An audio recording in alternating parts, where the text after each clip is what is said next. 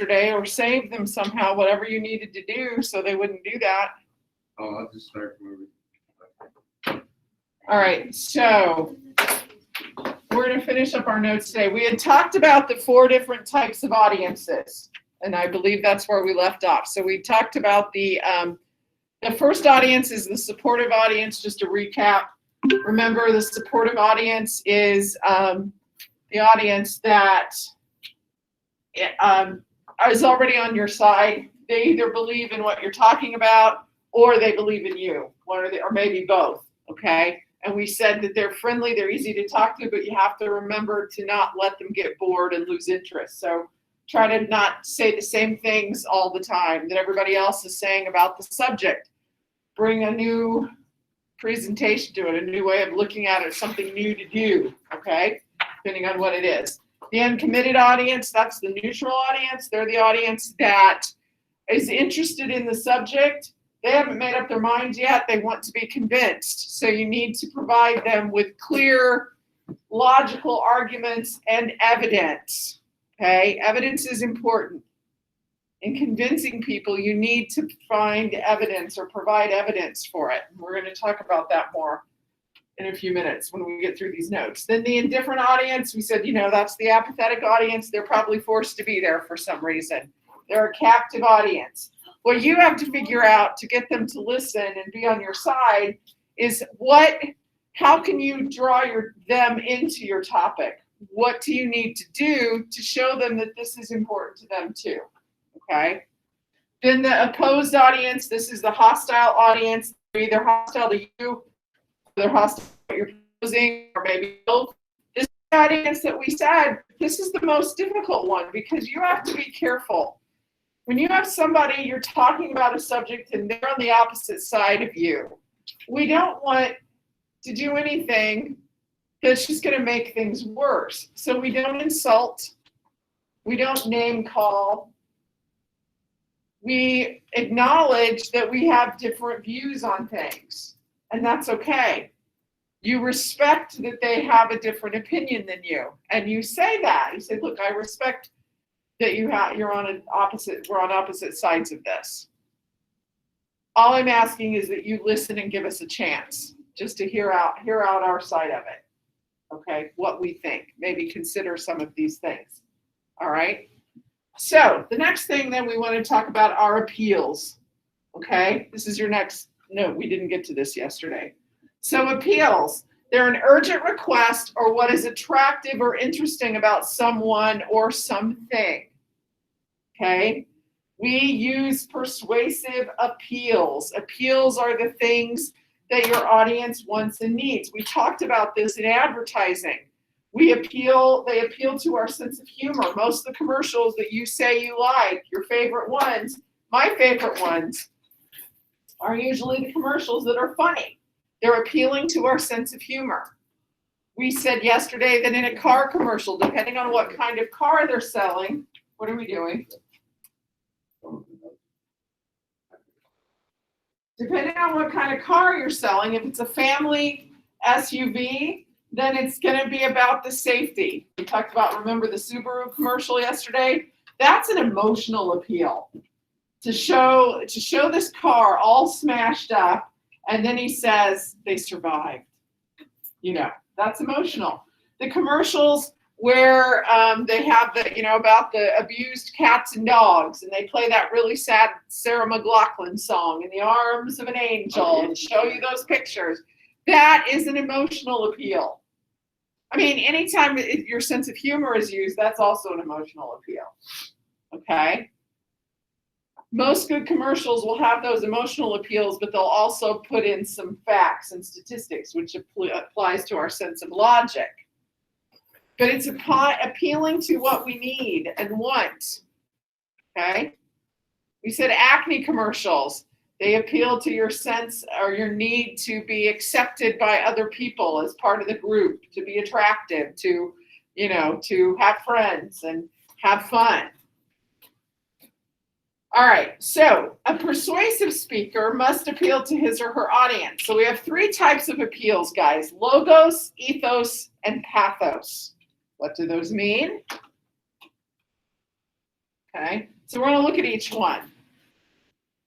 So in your notes, you should have logos, which are logic appeals. Okay, can we go to that? So logic appeals appeal to the audience's intellect. We provide evidence and reasoning. When you're doing logic appeals, you need to be organized. You're offering proof, okay? That's what the logic or logos, the logic appeals are all about. It's organized, it's evidence, it's proof. It's when you find statistics and studies that have been done. You can include personal examples, that stories that you find where people have actually experienced these things.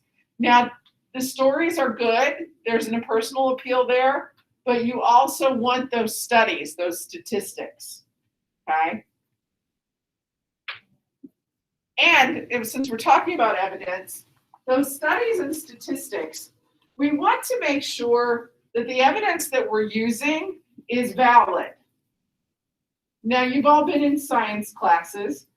What's one of the basic ideas of an experiment that would make this, what makes the experiment more valid, or the results of the experiment more valid? Doing the same thing and finding the same results, and the bigger pool of the whatever it is you're testing, the larger the pool, the more valid it's going to be too. And the more, if you do the, what do you mean? What do I mean? Like, let's say you're doing a survey, okay? And this is true of surveys too. The larger the pool of people you survey, the more accurate or valid your results are going to be, okay? So like, if we polled just this class and ask you a particular question, what, there are 4, 8, 10, 14, 17 of you in here. If we pulled the 17 of you in here, our results, whatever comes out as our results, are not going to be all that valid because there are only 17 of you in here. You're all the same age or very close to the same age. You're from the same part of the country. A poll, a survey is better, is more accurate, the more people you survey and the more varied those people are, okay? From different parts. Now, maybe it's just a survey that you need to talk to teens, okay?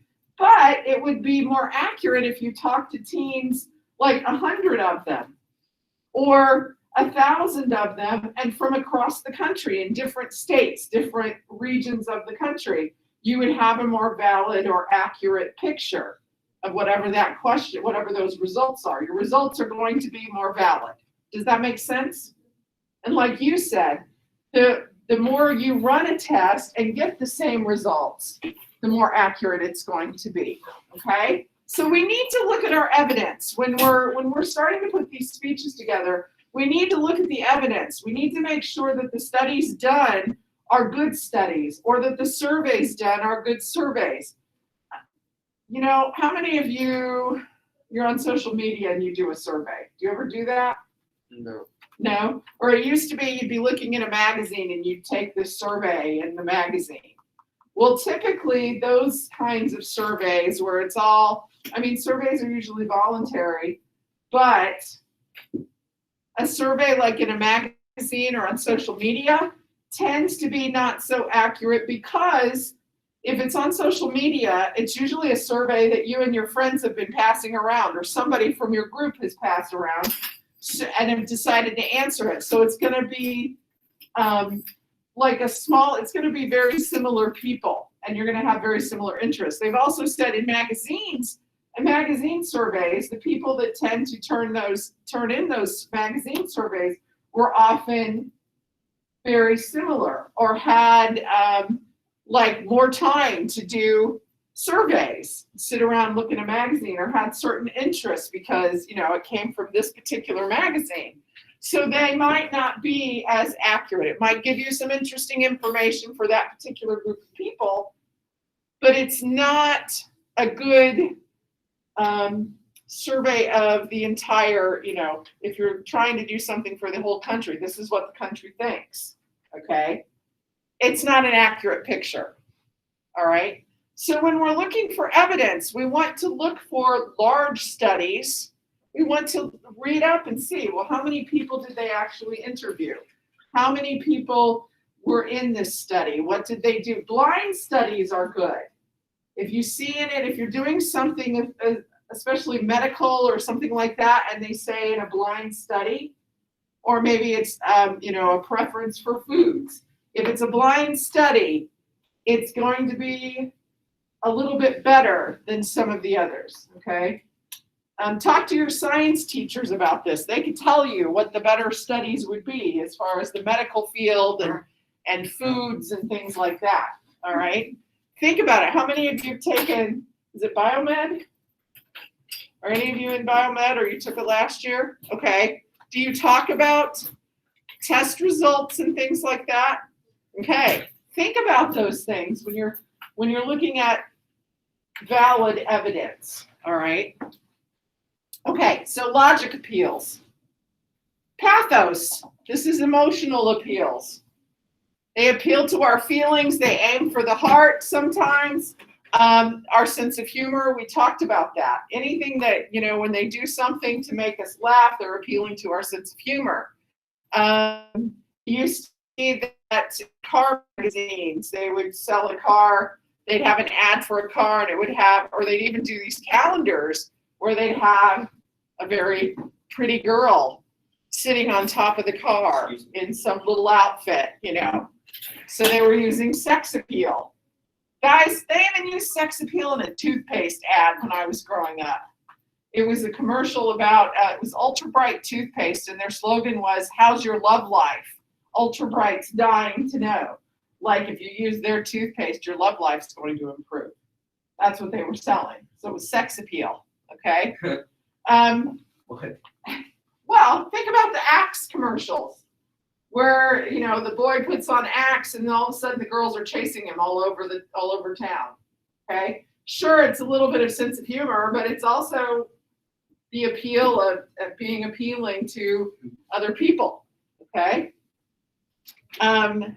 but we have these, and then our other emotional appeals like that make us sad and make us hurt, our hearts hurt, because we don't want these things to happen, like the Subaru commercial with the crash, or like I said, the car commercials where they're asking for help, donations to the pet rescue centers, things like that. Here's what's happening, or feed the children, or those kinds of things. Okay, those are emotional appeals. You can use emotional appeals in your speech. Don't completely rely on the emotional appeals, though. A good speech, a good persuasive speech, uses a mix. Uses emotional appeals, uses logic appeals. That's the best way. You get them with the logic, but you also hit them with the emotions, too. And then the last one is ethos. These are personal appeals. This is important. You need your audience to trust in you and believe in you. It means that you have credibility, that they can trust that you are honest. It's about honesty and competency, that you know what you're talking about. Okay, so it's the personal appeal. If you come across as scattered, not knowing what you're, kind of stumbling with your words, that takes away this competency. Okay? Maybe you're very passionate about what you say, but you're not very logical about it. It's going to take away your credibility. Or maybe you're saying things that maybe you're using quotes and things of people that aren't well respected, or that maybe we know are from not valid sites. Okay, so for example, the Star or the National Enquirer. Anybody ever see things like that in the grocery lines, or the lines at the stores, the magazines, those gossip magazines? And they have things like, well, I don't see them as much anymore, but the National Enquirer used to have these big headlines. Man gives birth to his own twin. Mm-hmm. I saw that one once. Turns out that the man had an absorbed twin somewhere inside. There was like I can't remember what the medical term is for it, but sometimes it will happen that there may have been. He can get birth. Well, no, they removed it because he had some kind of tumor, and inside the tumor was actually the remains of what would have developed into. So it wasn't even the person. Right. But it was the pieces of the person that, that usually happens. So you bought it and read it? No, I didn't. I was just reading, or I think I looked at, my aunt used to buy them all the time. So I just go over to her house, or if I was there, I'd read them there sometimes. They were funny. Did you ever see, what's the movies? Will Smith and, where he aliens. Not Independence Day. What? Men in Black. Yes, in Men in Black, his partner, Tommy Lee Jones, plays his partner, and he's picking up the magazines that I'm talking about and the newspaper, heading out of the grocery store lines, and he says, no, these are what are really accurate. And he's reading those to find out what's going on in the world. Okay, so yeah, goofy things like that. Were you going to comment? No, I was looking at the show. Oh, okay. All right. So guys, you want to come across as somebody who's honest and credible. Can we trust you? Can we trust what you have to say? Are you believable? Are you competent? Meaning you present a logical argument for us, and you have things organized. All of this is important. And let's see. So using what we call a united approach is when you're using all of these appeals. You always need that personal appeal. You need to come off as credible. But like I said before, using a combination of logic and emotional appeals is a really good way to put together a persuasive speech. Okay, you have the studies, you have the logic, you have the concrete evidence. And then you also include maybe it's a personal story of your own experience.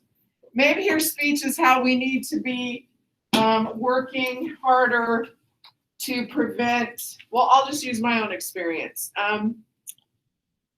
I've told you guys before that my siblings have a heart condition. It's one that they were born with. It's actually a genetic. It's one of the very few, not so far. It's one of the very few heart diseases that there is a gene for it it's passed on like your blue eyes or your brown eyes, okay? And they have identified some of the markers because there are different markers for it on a particular gene, okay? But this is if you've ever heard about an athlete keeling over dead, in his, maybe he's a teenager. I know this happened up in LaPorte. It's happened on colleges where they just all of a sudden they keel over, they're dead. When they do autopsies, they usually find that they have this disease. It happened in my hometown. And it could have happened to my little brother if my younger sister hadn't already been diagnosed with it and they weren't looking, the doctors weren't looking for it. It shows up as a heart murmur. And there are a lot of people advocating to make sure that athletes, young athletes especially, are tested. If you hear a heart murmur, sometimes heart murmurs mean nothing, but sometimes heart murmurs mean something more serious like this illness that they have. It's called hypertrophic cardiomyopathy. Okay, and the heart muscle gets too thick and too big, and it can squeeze itself out. You can have sudden cardiac arrest, and you're gone. Okay, it's what killed one of my sisters. She already knew she had it. We didn't know how that hers had. We found out after she died, her cardiologist had wanted her to get a pacemaker defibrillator. Our two youngest siblings already had them. They have the defibrillators in. Our baby sister has, she has a mechanical mitral valve. She had to have open heart surgery twice when she was 13. 6 months later, she had turned 14. She had to go in and have open heart surgery again. Okay. And my brother just had an ablation yesterday where they go out and they go in and burn out some of the bad electrical impulses in your heart, that because one of the problems is they can get atrial fibrillation from it. All right. There are all kinds of things that happen. This is a serious disease.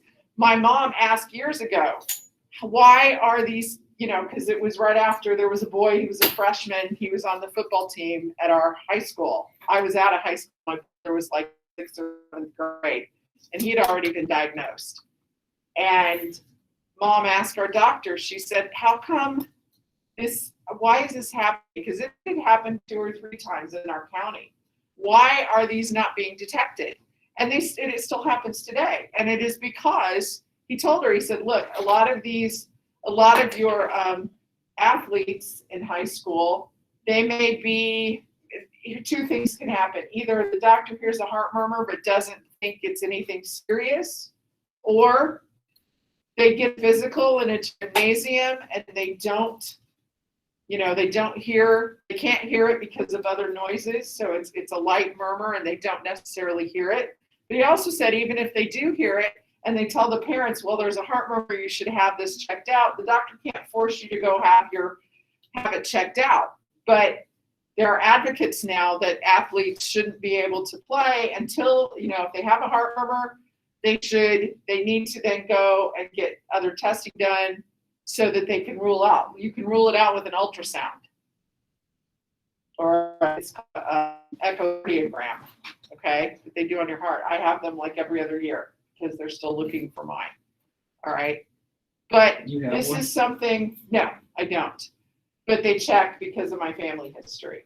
Are you scared? No. Not right now. Not anymore. I have been at times, but it's not something, something you have to live with. But there are people advocating that, I could do a speech on persuading you that we need to have better testing for student athletes so that they don't keel over dead. Okay? That when you have a heart murmur, it's required that you are followed up with a cardiology appointment. And there are mothers especially who are advocating for this after they've lost their sons. It's usually their sons. Probably because girls don't play as many sports. They do, so it's probably becoming more prevalent in girls too that have it. But yeah, I don't know if boys are more likely to tell their parents, no, I want to do this anyway, and ignore it. Yeah, more forceful than the girls. Okay. I don't know. But yeah, that could be a persuasive speech. I could use my own personal experience. I lost a sister. I almost lost another sister. I could lose my brother. And that would be the personal appeal part of it. But I could also then include the statistics. This is how many people, we're finding this is what happens. Yeah, my mom has it. She didn't show any symptoms till she was in her 60s. And her baby brother has it. He didn't really show any official signs of it till he was 79 years old. So, his cardiologist said, you're going to die from old age before this will kill you. But his daughter, who is 40, was diagnosed with it recently. So, it is a gene that our family, it's been identified. I have 3 nephews with it. 2 who show symptoms of it. And the third one, he has the gene because his mother had that identified. But he's going to be 21 next month. He hasn't shown any symptoms of it. And one of my other sister has the gene, has not shown any symptoms of it either, and she's 56. So, it's just, that's an example. Sorry, I got off on a long tangent here, but an example of using all the appeals. All right, and that's it on your notes. Make sure that you submit them. Here's what we're going to do to finish up class today. Make sure you get these submitted. Supporting with evidence. What? Did we do that yesterday? The what? Supporting with evidence. Yes. No, that's today. there is an exercise called supporting evidence. That's what we're going to do today. It's actually going to be due, I'm going to put this on the next grading period. I think I have it due Monday. So we're done with our notes? You're done with your notes. Make sure you submit them. If you missed yesterday, I will put, I'll publish the actual slides to make sure you have all the right notes in place. I'll publish them here in a minute. When does the vocal assignment close? Friday. How many points will be taken off by Friday? A lot. Probably 3. It's only worth 15, so I don't take a whole lot off when it's 3. Oh, there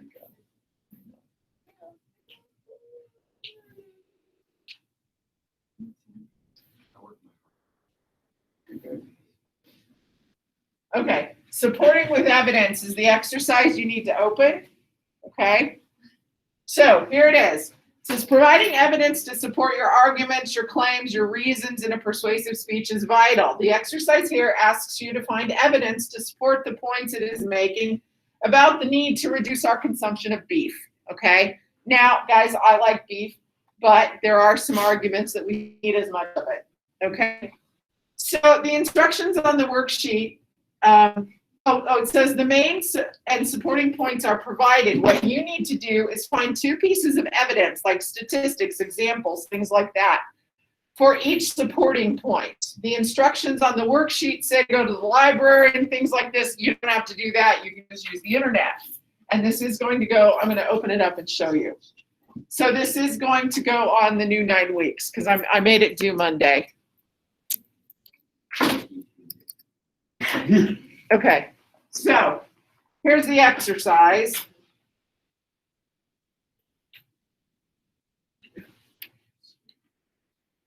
Hey, that's cheers to you. Okay, so there are 3 main points. Beef is unhealthy. The first supporting point is full of synthetic chemicals. So you need to find evidence that beef has synthetic chemicals in it. 2 pieces of evidence. It is often contaminated during processing, causing disease. Find 2 pieces of evidence about contamination during processing. It is high in cholesterol. Find 2 pieces of evidence that show that, yes, beef is high in cholesterol. So then the second one, beef consumption contributes to deforestation. Deforestation contributes to global warming. So look up facts that show that deforestation leads to global warming. You need 2 of them. And then it causes species extinction. So you need 2 pieces of information that supports that, 2 statistics, facts, whatever you can find. It depletes the ozone layer. Find 2 facts to support that. And then beef contributes to pollution. Beef waste pollutes the water. Find 2 pieces of evidence to support that. And that beef contributes to air pollution. 2 pieces of information. So what you're looking for are the details to support it, the studies, the statistics. That's what you need to find and put in here. 2 for each of the, where it says 1 and 2. You need to fill those in, okay? So make sure you do that. Put the website that you use too. You don't have to do a full site source, but just put each website, okay? Questions? You haven't, this I may do Monday because I wasn't going to grade it and put it on this 9 weeks, and it might take you a little bit of time. So we have about 15 minutes left. Thanks, restroom. No? Yeah, quickly. Yeah, because 5 minutes you can't go to the bathroom You can't in this legally class. Yes. Okay. All right. I'm going to quit recording here.